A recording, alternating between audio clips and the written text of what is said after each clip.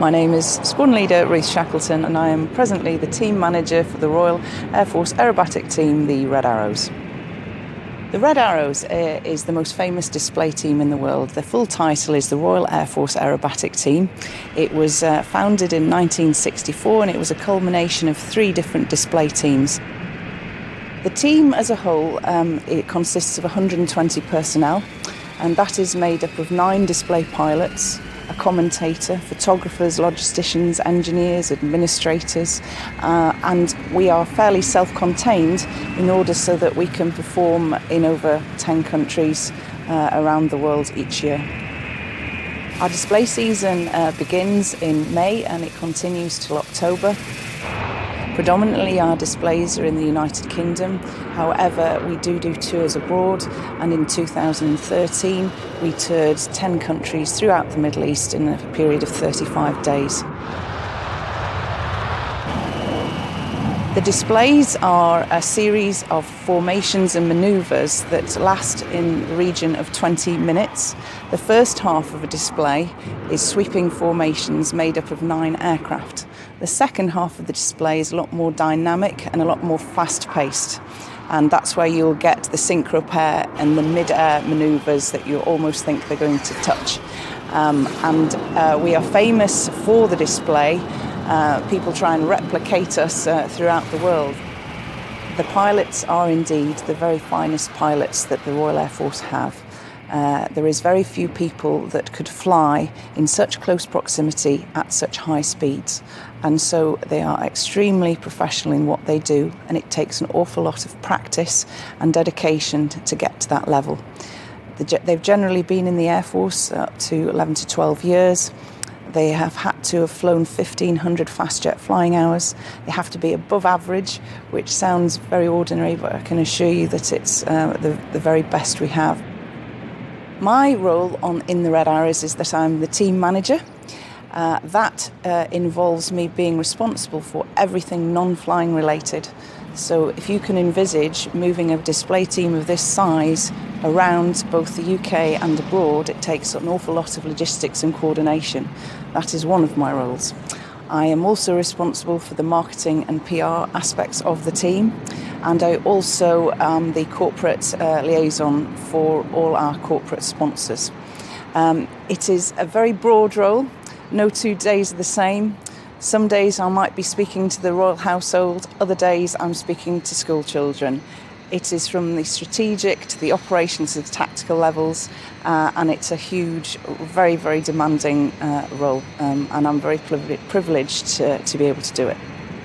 Many people would want to be in the role I'm in. I take it extremely seriously, and I think it's a great honour to both represent my country, the Royal Air Force, and to be part of such a famous team that is renowned throughout the world. And no matter what gender, what race, what nationality, people have heard of the Red Arrows. And it's rather like a Red London bus, or it's rather like the Queen. We're a British institution, and to be the team manager for that institution is a once in a lifetime.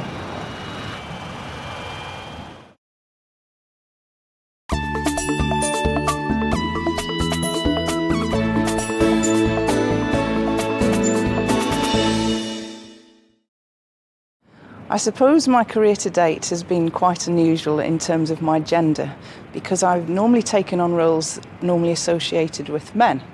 However, it's not precluded me from doing anything. My first role was as a flight attendant with an airline, which of course is very female orientated. But I decided at the age of 24 that I'd like to join the Royal Air Force.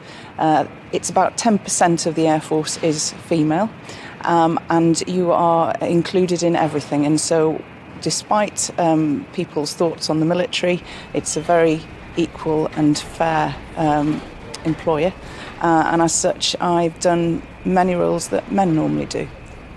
I suppose I was a bit of a tomboy whilst growing up. I liked cars, I liked Lego, I like everything associated with boys. But no, I joined the Combined Cadet Force when I was 16 as part of the Royal Air Force Cadets. And that was pretty unusual. I was the first female cadet at my school to do that. And it was a really interesting, exciting challenge. Not only did we get to fly and do aerobatics, but we did a lot of field craft too. And that really exposed me to the military for the first time. I became a flight attendant really, truly, because I wanted to travel and explore the world and get into the world of work. My friends had all gone to university intent on pursuing a further academic study. I knew that was not for me, and I wanted to explore and do something very different. So I ended up working for a Middle Eastern airline, which exposed me to an extremely different culture, of course very different between the genders in that part of the world. I absolutely loved it, and I had a marvellous time exploring over 2,000 hours flying in over 3 years. My lifestyle differs from that of my friends and colleagues in that by my age, normally you're settling down to have a family, you're maybe becoming a bit more stable, you're settling in the one region and area. Of course, my job, I've moved 13 times in as many years, and each job has been very different in a different part of the country or the world. And so you're rather like a hobo. You're like a rolling stone, and you never quite know where your next role is going to be. This is particularly prevalent in this role because we do a lot of displays all around the country and all around the world, and it necessitates me being the team manager to arrange that for the team. So I end up on the road a great deal. I go to a lot of meetings all over the country, and when we go on tour, I'm in the thick of it arranging that too.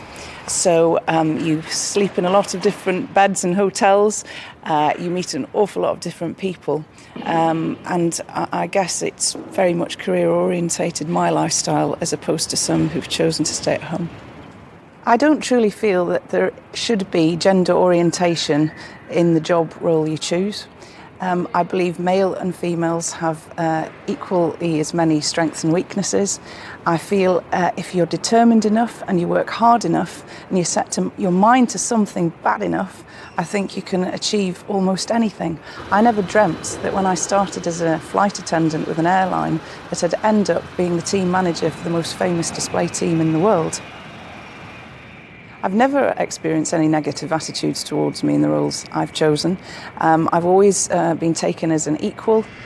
It is a male-orientated world, certainly in the military, but that's only spurred me on and challenged me further, because I believe that women are equally talented and can perform equally well in these roles, but you have to want it bad enough, and you've really got to do the business. And it's not always easy, because sometimes you face challenges, it's uncomfortable, your private life suffers, your home life, it's tiring, you're in dangerous situations potentially, but you've only got one shot at life and you've got to live it. And that's always been the way I've tried to live my life.